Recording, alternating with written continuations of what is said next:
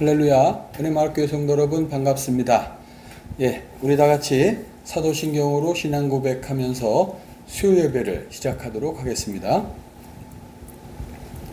나는 전능하신 아버지 하나님 천지의 창조주를 믿습니다. 나는 그의 유일하신 아들 우리 주 예수 그리스도를 믿습니다. 그는 성령으로 잉태되어 동정녀 마리아에게서 나시고 본디오 빌라도에게 고난을 받아 십자가에 못 박혀 죽으시고 장사된 지 사흘 만에 죽은 자 가운데서 다시 살아나셨으며 하늘에 오르시어 전능하신 아버지 하나님 우편에 앉아 계시다가 거기로부터 살아있는 자와 죽은 자를 심판하러 오십니다. 나는 성령을 믿으며 거룩한 공교회와 성도의 교제와 죄를 용서받는 것과 몸의 부활과 영생을 믿습니다. 아멘. 아멘. 찬송가 216장. 우리 다 같이 찬송가 216장 함께 찬양하겠습니다.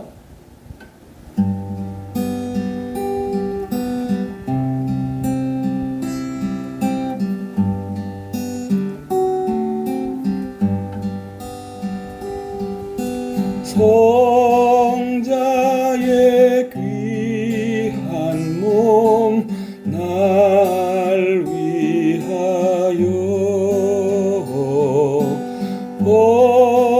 버리신 그 사랑 고마워라.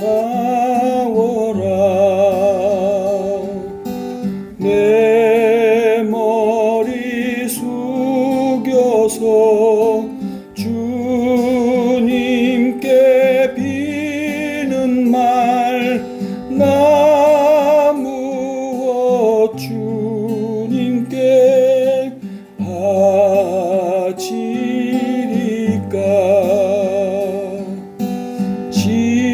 지금도 날 위해 간구하시 이 옅은 믿음이 하옵나니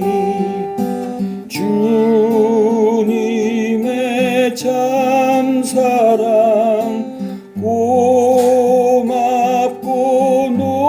놀라워 찬송과 기도를 쉬지 않네. 주님의 십자가 나도 지고 신실한 믿음과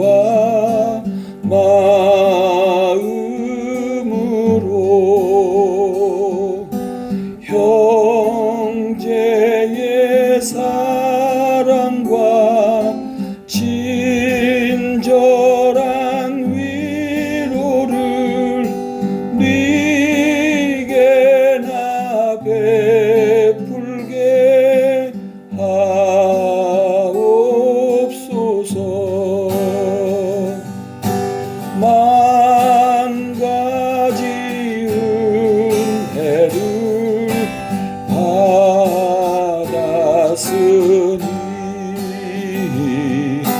내 평생 슬프나 즐거우나 이 몸을 온전히 주님께 바쳐서 주님만 위하여 늘 살겠네.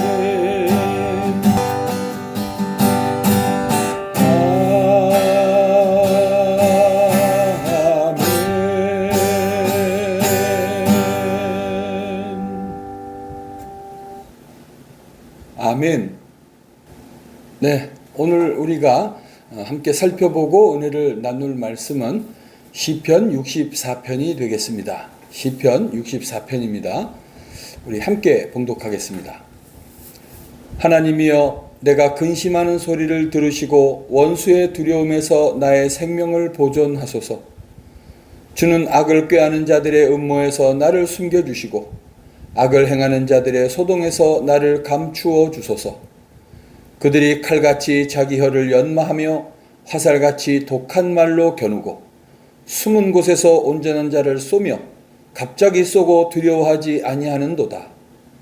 그들은 악한 목적으로 서로 격려하며 남몰래 올무 놓기를 함께 의논하고 하는 말이 누가 우리를 보리요 하며 그들은 죄악을 꾸미며 이르기를 우리가 묘책을 찾았다 하나니 각 사람의 속뜻과 마음이 깊도다. 그러나 하나님이 그들을 쏘시리니 그들이 갑자기 화살에 상하리로다.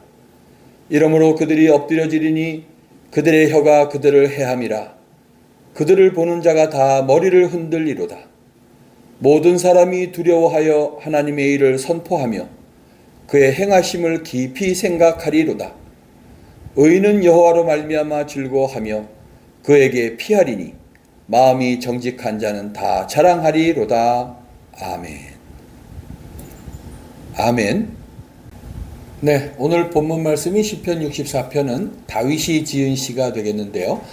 이 시가 쓰여진 배경에 대해서는 의견이 좀 나뉘고 있습니다. 어떤 이들은 사울왕을 피해서 이리저리 도망 다닐 때 쓰여진 것이 아닌가, 또는 압살롬의 반역 때 쓰여진 것인가 하는 의견은 나뉘는데 확실하지는 않습니다.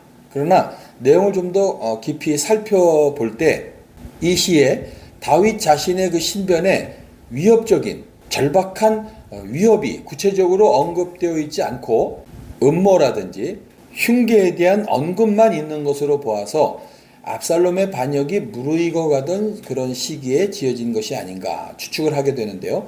그렇게 보는 것이, 후자로 보는 것이 더 타당하다 할 것입니다. 우리가 다 알다시피 이 압살롬의 반역은 처음부터 군사들을 동원해서 반기를 든 그런 영모는 아니었죠. 오히려 교활한 술책을 썼는데요. 그것은 아버지 다윗 왕에게 쏠려있던 백성들의 마음을 돌리려고 스스로 자기가 재판장이 되어서 백성들의 억울함, 그 송사를 해결하려 했던, 그 해결을 해서 백성들의 마음을 자기에게로 돌리려 했던 그런 술책을 쓰기도 했고, 또는 다윗 주변에 첩자들을 두어서 상황을 살피게 하고 비밀리 또는 노골적으로 사악한 임무를 하도록 그렇게 명을 내렸는데요. 이와 같은 사실을 직접적 또 간접적으로 알게 된 다윗은 그 살해 위협을 느끼고 무척이나 두렵고 불안하고 고통스러운 시간들을 보냈을 것입니다. 그러나 오늘 이 본문을 보게 되면 이 같은 일촉즉발의 위기 상황에서도 다윗의 불안은 계속되지 않는 것을 볼 수가 있겠는데요.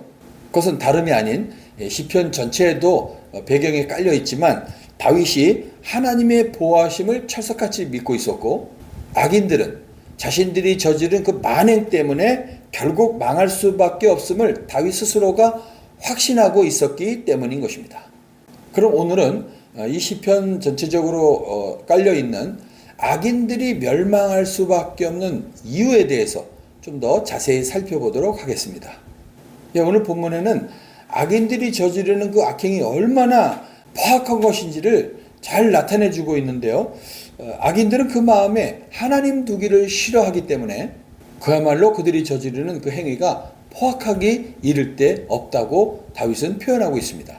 그들은 자기들이 저지르는 악행을 즐기고 있고, 그들이 의인들을 핍박하기 위해서 말하는 그 입술에는 독을 머금었다고 이런 표현도 쓰는 것을 보게 되고요. 거짓말을 즐기기도 하고 이런 일들을 서슴없이 행했던 것을 보게 되는데요. 저들의 행위는 한편으로는 비밀리에, 그리고 또 한편으로는 다윗 왕 앞에서 반노골적으로 행해지고 있었습니다. 소극적이라고 하는 것은 음모를 꾸민다든지 하는 일을 했고, 노골적으로는 소동을 일으켰다는 것이죠. 3절과 4절에 보니까 저들은 자신들의 소행이 성사되기 위해서라면 물불을 가리지 않고 수단과 방법을 가리지 않았다고 고백하고 있습니다. 3절과 4절을 보니까 그들이 칼같이 자기 혀를 연마하며 화살같이 독한 말로 겨누고 숨은 곳에서 온전한 자를 쏘며 갑자기 쏘고 두려워하지도 아니하는도다. 아멘. 이렇듯 저들의 악행이 얼마나 노골적이고 포악하고 잔인하고 교활했는지를 자세히 설명하고 있는 것이죠. 그런데 저들이 악행을 저지르는 대상은 누구인가? 그것은 바로 하나님을 경외하고 하나님의 법대로 적극적이고 성실하고 순전하게 살아가려고 하는 바로 의인들이 그 대상이었다는 데 문제가 있습니다. 자, 이렇듯 잔인하고 포악한 악행을 저지르는 그런 악인들에 대해서 다윗은 저들은 반드시 멸망하고 말 것이다, 이렇게 힘주어 선언하고 있는데, 그 이유를 세 가지로 한번 나눠볼 텐데요. 첫 번째로, 악인들은 자신들의 악행으로 인해서 심판을 받게 되리라는 생각을 전혀 하지 않고 있다고 5절에 말하고 있습니다. 5절을 보면요, 그들은 악한 목적으로 서로 격려하며 남몰래 올무놓기를 함께 의논하고 하는 말이 누가 우리를 보리려 하며. 아멘. 누가 우리를 보리려 하며. 이렇듯 악인들은 자신들의 그 악행은 또는 음모는 아무도 모르고 결코 발각될 수 없다고 철석같이 믿고 있는 것입니다. 그러나 성경의 역사와 세계의 역사를 볼 때 어느 민족이든지 하나님을 저버리고 악행을 일삼은 민족, 족속들은 반드시 망하게 되어 있다는 것을 그 역사가 증명하고 있습니다. 소돔과 고모라가 그랬죠. 이스라엘 백성들이 430년 동안 머물렀던 그 이집트가 그랬습니다. 그리고 메데라든지 페르시아라든지 바벨론, 로마, 이런 악행을 저지르던 민족이나 나라와 족속들은 하나님이 결국은 망하게 했다는 것을 우리는 역사를 통해서 알 수 있는데, 지금 본문에서 이 악행을 저지르는 자들은 그런 결과가 오리라는 것을 꿈에도 생각하지 않다고 있는 것에 그 멸망의 이유가 있다고 말하고 있습니다. 데살로니가전서 5장 3절을 보니까요, 그들이 평안하다 안전하다 할 그때 임신한 여자에게 해산의 고통이 이름과 같이 멸망이 갑자기 그들에게 이르리니 결코 피하지 못하리라 하면서, 그들은 누구냐면 하나님을 떠나서 제멋대로 살든 악행을 저지르든 그런 불신자들을 향해서 하시는 말씀인데, 반드시 멸망하게 될 것이다 하고 선언하고 있습니다. 그리고 두 번째로, 오늘 본문에서 악행을 저지르는 자들이 반드시 멸망할 수밖에 없는 이유로서 하나님께서는 악인들의 득세함을 결코 끝까지 방관하지는 않으신다는 사실입니다. 1절과 2절이 그것을 증명하고 있는데요. 하나님이여, 내가 근심하는 소리를 들으시고 원수의 두려움에서 나의 생명을 보존하소서. 주는 악을 꾀하는 자들의 음모에서 나를 숨겨주시고 악을 행하는 자들의 소동에서 나를 감추어 주소서. 아멘. 이렇듯 다윗은 살아계신 하나님께서 지금 다윗이 당하는 어려움을 다 보고 계시고, 그리고 하나님 전에 의인으로 살아가던 이런 다윗과 같은 사람들은 숨겨주시고 보호하시되 악인들은 반드시 멸망하게 될 것이라는 것을 내포하고 있는 말씀인 것입니다.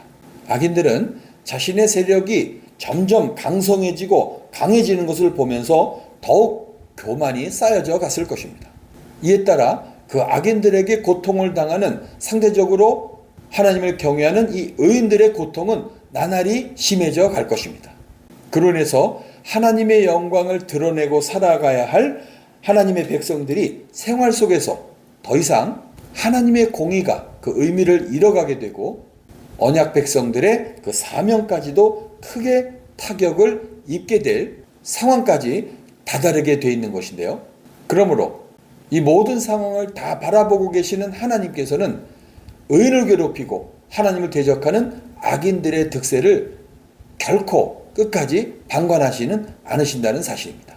악인들이 의인들을 핍박하며 승리감에 도취되어 있을 때 역사를 보면 하나님께서는 호련히 그들을 징벌해 오셨습니다.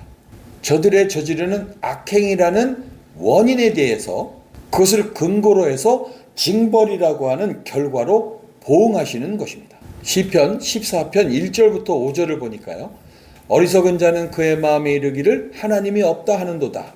그들은 부패하고 그 행실이 가증하니 선을 행하는 자가 없도다. 여호와께서 하늘에서 인생을 굽어 살피사 지각이 있어 하나님을 찾는 자가 있는가 보려 하신즉 다 치우쳐 함께 더러운 자가 되고 선을 행하는 자가 없으니 하나도 없도다. 죄악을 행하는 자는 다 무지하냐. 그들이 떡 먹듯이 내 백성을 먹으면서 여호와를 부르지 아니하는도다. 그러나 거기서 그들은 두려워하고 두려워하였으니 하나님이 의인의 세대에 계심이로다. 아멘. 마지막으로 오늘 본문에서 다윗이 악인들은 반드시 멸망할 수밖에 없다고 그렇게 확신하고 있는 이유는 하나님께서 악행하는 자들을 심판하심으로써 하나님 자신의 공의를 드러내시기 때문이라고 말씀하고 있습니다. 9절을 함께 보면요. 모든 사람이 두려워하여 하나님의 일을 선포하며 그의 행하심을 깊이 생각하리로다. 아멘. 하나님이 심판하시는 그 일로 인해서 모든 백성들이 두려워한다는 거예요.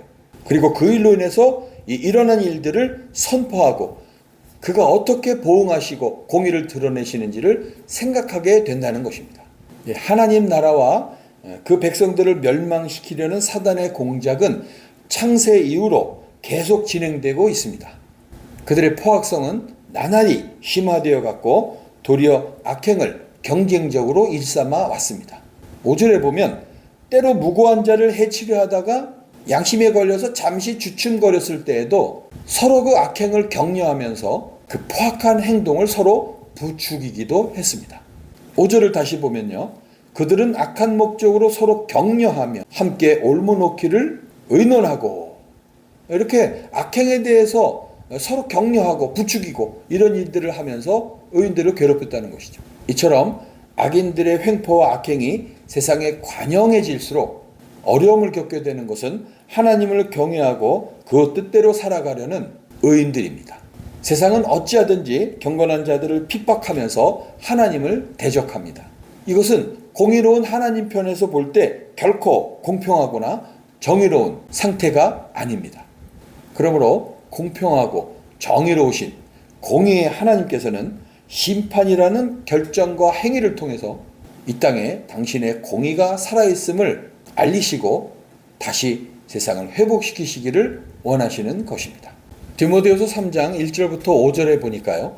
너는 이것을 알라. 말세에 고통하는 때가 이르러 사람들이 자기를 사랑하며 돈을 사랑하며 자랑하며 교만하며 비방하며 부모를 거역하며 감사하지 아니하며 거룩하지 아니하며 무정하며 원통함을 풀지 아니하며 모함하며 절제하지 못하며 사나우며 선한 것을 좋아하지 아니하며 배신하며 조급하며 자만하며 쾌락을 사랑하기를 하나님 사랑하는 것보다 더하며 경건의 모양은 있으나 경건의 능력은 부인하니 이 같은 자들에게서 네가 돌아서라. 왜 돌아서라고 하시냐면 반드시 이들을 심판한 날이 그러므로 인해서 하나님의 공의를 다시 새롭게 세우실 날이 다가오기 때문인 것이죠. 오늘 본문에서 다윗은 자신이 진정으로 소망하고 기뻐했던 것은 단순히 악인들이 멸망당하는 것 그 자체이기보다는 하나님의 공의가 이 땅에 그 사회에 실현되어서 만방의 그 위험이 선포되는 것이었음을 잘 보여주고 있습니다. 다시 9절과 10절을 보면요. 모든 사람이 두려워하여 하나님의 일을 선포하며 그의 행하심을 깊이 생각하리로다. 의인은 여호와로 말미암아 즐거워하며 그에게 피하리니 마음이 정직한 자는 다 자랑하리로다. 아멘. 그러므로 성도된 우리들도 반드시 하나님의 심판이 준비되어 있음을 알고 이 땅에서 풍요한 삶을 누리고 살아가는 악인들의 편에 서기보다는 이 땅에서는 소외돼 보이기도 하고 무기력하게 보이기도 하지만 항상 주님을 의지하고 하나님의 선하시고 공의로우심을 삶 속에 실현해 나아가는 의인들의 편에 서서 함께 영원한 소망의 행진을 해 나가야 할 것입니다. 기도하겠습니다. 하나님 아버지, 세상은 점점 온전히 예수 그리스도를 잘 믿고 경건한 신앙생활을 해나가기 점점 어려워지는 때로 나아가고 있습니다. 이럴 때 오늘 하나님께서 말씀을 통해 우리를 다시금 일깨워 주시고 그런 상황 속에서 악한 자들이 득세하고 풍요로운 삶을 누리는 그런 세상을 바라보면서 우리 믿는 자들이 어떤 마음의 자세를 가져야 될 것인가를 깨닫게 하시니 감사합니다. 간절히 원하옵기는 하나님의 택한 백성들에게 분별력을 주셔서 무엇이 더 우리를 풍요롭게 하는 것인지를 깨닫게 하시고 우리에게 영원한 소망을 주시고 진정한 참 평안을 주시고 만족을 주시는 하나님의 말씀, 성령의 인도하심에 따라 오직 예수 그리스도를 표대로 삼고 저 하나님의 영광을 바라보며 소망으로 살아가는 참된 주님의 자녀로 살아가는 저희들이 될 수 있도록 도와주시옵소서. 감사드리고 예수 그리스도의 이름으로 기도 올리옵나이다. 아멘. 아멘. 네, 우리 다 같이 찬송가 246장 함께 찬양하시겠습니다.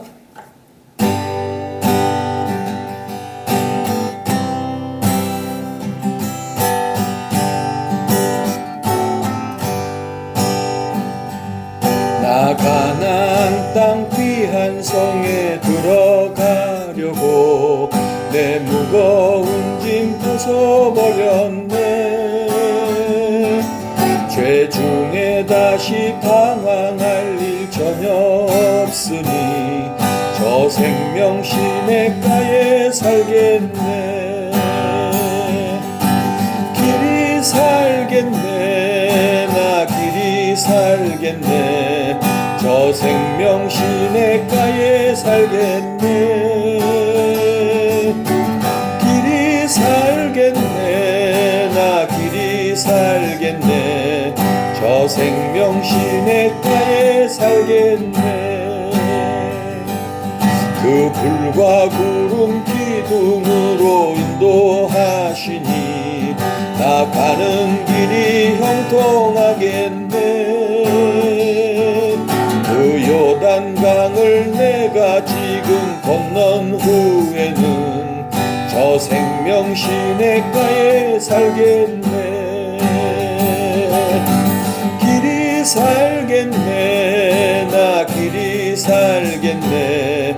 저 생명 시냇가에 살겠네. 길이 살겠네. 나 길이 살겠네.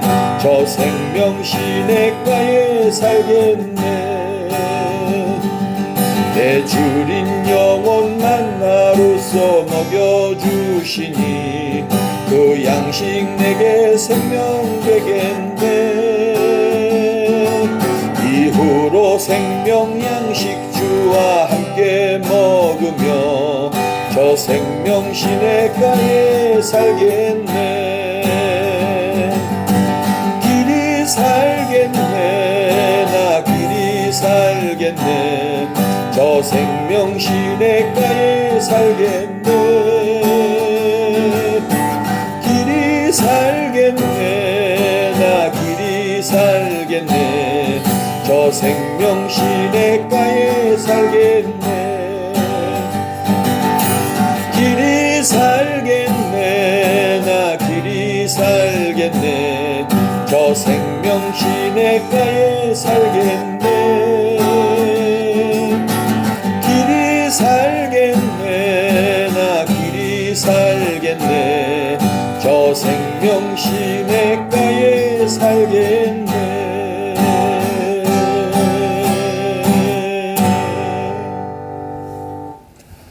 아멘. 네, 주님 가르쳐 주신 기도로 예배를 마치겠습니다. 하늘에 계신 우리 아버지, 아버지의 이름을 거룩하게 하시며 아버지의 나라가 오게 하시며 아버지의 뜻이 하늘에서와 같이 땅에서도 이루어지게 하소서. 오늘 우리에게 일용할 양식을 주시고 우리가 우리에게 잘못한 사람을 용서하여 준 것 같이 우리 죄를 용서하여 주시고 우리를 시험에 빠지지 않게 하시고 악에서 구하소서. 나라와 권능과 영광이 영원히 아버지의 것입니다. 아멘. 아멘. 네, 예배를 모두 마쳤습니다. 돌아오는 주일까지 건강하시기 바라겠습니다. 감사합니다.